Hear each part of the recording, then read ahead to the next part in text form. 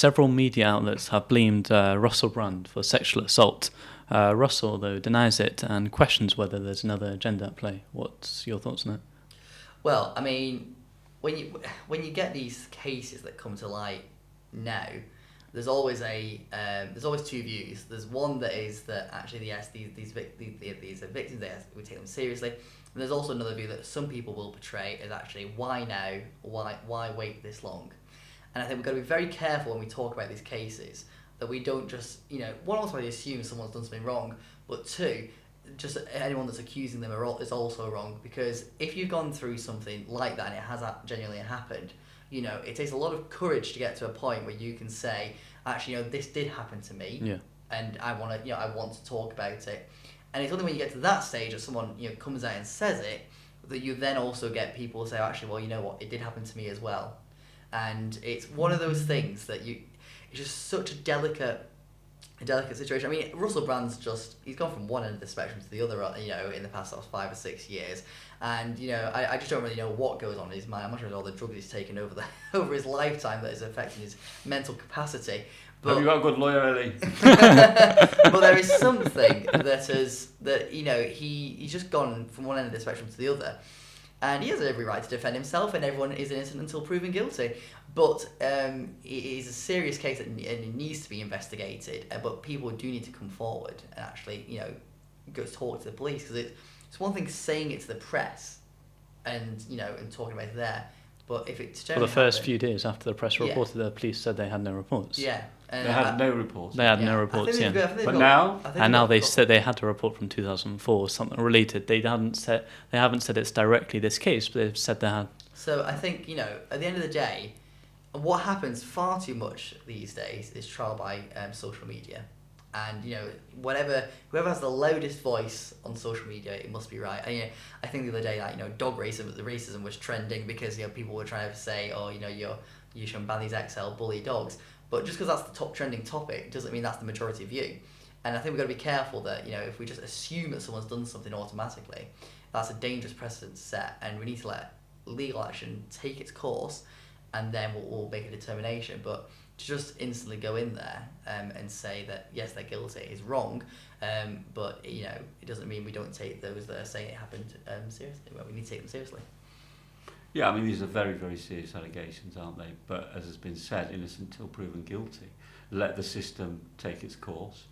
The press should, in my opinion, show discipline and restraint. Some really have not. However, they do have the right to report what victims are saying directly to them.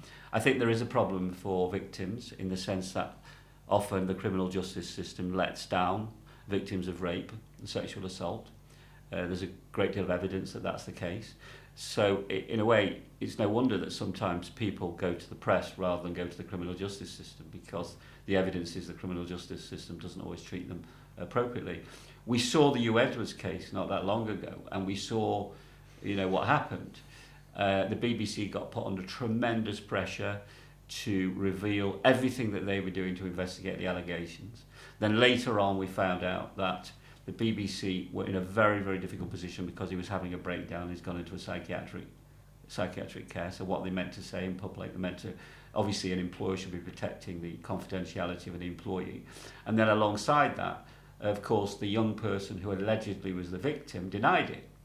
He said that he was estranged from his parents had made these allegations, a load of nonsense. Now, we don't know the truth, right? But at one stage in the way that story was covered, everybody believed that Hugh Edwards was guilty. Right, we didn't know, but yeah. And then that reversed when more and more facts came to light. Now, there were other allegations made against Hugh Edwards. So again, that case needs looking at in the round. It should be investigated properly. The trouble is being investigated, as you said, in the court of public opinion, and particularly in the world of social media. It's not fair to anyone involved. It's not fair to the victims, and it's not fair to the alleged perpetrator.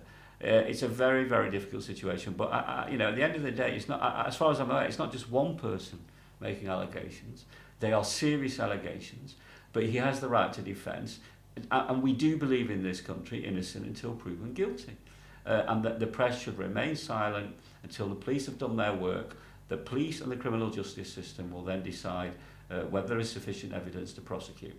As I said, there is some worry about the system if you look at their track record on dealing with these type of cases.